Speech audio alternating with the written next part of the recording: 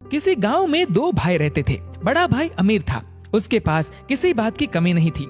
छोटा भाई गरीब था, मेहनत मजदूरी करके पेट पालता था। एक दिन दोनों भाइयों में बहस होने लगी।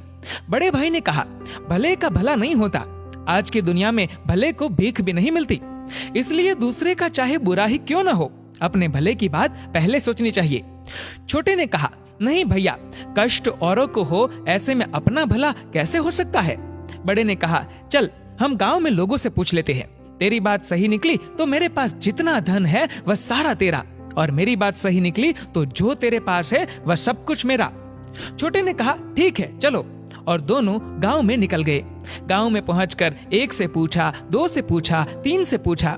सभी लोग यही कहने लगे कि आजकल भलाई का जमाना ही नहीं रहा, भलाई करने वाला तो भूखा मरता है, भले आदमी का कहीं गुजारा नहीं होता, और जो बुरी राह पर चलता है वह खूब फलता फूलता है, धन धान्य से सुखी रहता है।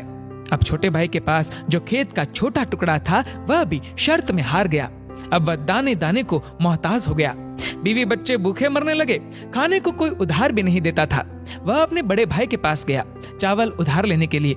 सोचा बड़ा भाई है, वह दे देगा। उसने बड़े भाई से कहा, भैया 10 किलो चावल दे दो, घर में अन्न का दाना तक नहीं है, बच्चे भूखे मर रहे हैं।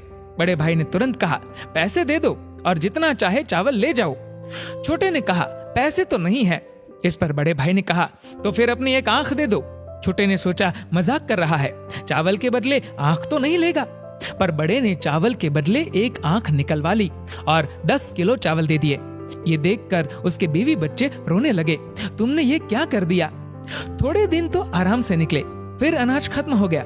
छोटा भाई हार कर फिर बड़े भाई के पास गया। उससे अपने भूख से बिलखते हुए बच्चे नहीं देखे जा रहे थे। बड़े ने फिर कहा, दूसरी आंख दे दो, चावल ले जाओ। छोटे ने दूसरी आंख भी निकलवा दी और चावल ले आया। घर पर बीवी बच्चे देखकर रोने लगे, तुमने ये क्या कर दिया, अब क्या होगा। छोटे भाई ने कहा, अब मैं अंधा हो गया हूँ, लोग मुझे भीख दे देंगे तो मुझे सड़क के किनारे बैठा आना। दूसरे दिन से रोज उसकी पत्नी उसे रास्ते पर बैठा आती थी, जिससे उसका रोज का काम चलने लगा। एक दिन उसे बैठे बैठे बहुत देर हो गई। उसकी पत्नी उसे लेने के लिए नहीं आई। उसने बहुत समय तक उसकी राह देखी।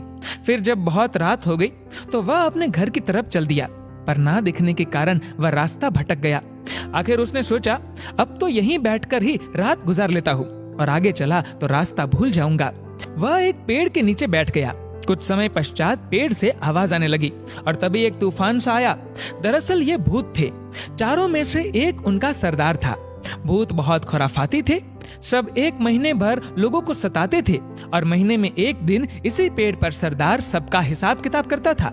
आज वही हिसाब किताब करने वाला दिन था। सरदार ने पूछा, हाँ भाई, तुम लोगों ने क्या क्या किया, एक एक करके बताओ। पहला भूत बोला, एक गांव में दो भाई थे, भले बुरे का तर्क हुआ, दोनों ने बाजी रखी, छोटा भाई हार गया, मैंने उसे अंधा बनवा दिया। सरदार बोला, बहुत खूब, अब अंधा ही बना रहेगा, वह क्या जाने कि इस पेड़ की तली की औंस लगाने से उसकी आंखें ठीक हो सकती है। दूसरा भूत बोला, मैंने रामनगर जिले के सारे नदी, नाले, झरने, तालाब, कुएं, बावड़ी सब कुछ सुखा दिया है। पानी के लिए हाहाकार मचा हुआ है, कहीं कोष तक पानी नहीं है, सब यूं ही तड़प तड़प कर मर जाएंगे। भूतों का सरदार बोला, बहुत खूब, प्यासे मरे सब, उन्हें क्या पता कि वही पहाड़ के तले से 7 मिट्टी की परतें हटा देने से पानी फिर आ सकता है। तीसरा भूत बोला, सरदार, राजा की बेटी की शादी होने वाली थी, नगर में खुशियां मनाई जा रही थी, पर मैंने राजकुमारी को गूंगी बना दिया, जिससे उसकी शादी नहीं हो पाई, महल में मातम छा गया है। सरदार ने कहा, वाह, बहुत खूब, वह गूंगी ही रहेगी, किसी को क्या मालूम, इस पेड़ की जूमती जटा को पीस कर पिला देने से वह बोलने लगेगी। खैर चलो, 1 महीने बाद इसी दिन फिर यहीं मिलेंगे। एक तूफान सा उठा और चारों भूत चले गए। तब तक सवेरा हो गया था। अंधे भाई ने सबसे पहले वहां की ओस की बूंदें अपनी आंखों पर लगाई। उसकी आंखें लौट आई, वह खुशी से झूम उठा। उसने जल्दी से पेड़ की जटा ली और घर लौटा। उसकी आंखें वापस आ जाने से सब बहुत खुश हो गए। उसने सारा किस्सा अपनी पत्नी को सुनाया और घर से निकल गया और सीधे रामनगर पहुंचा। वहां की हालत देखी तो रोने लायक थी। सूख कर धरती फट रही थी, कहीं एक बूंद पानी नहीं था। हाहाकार मचा हुआ था।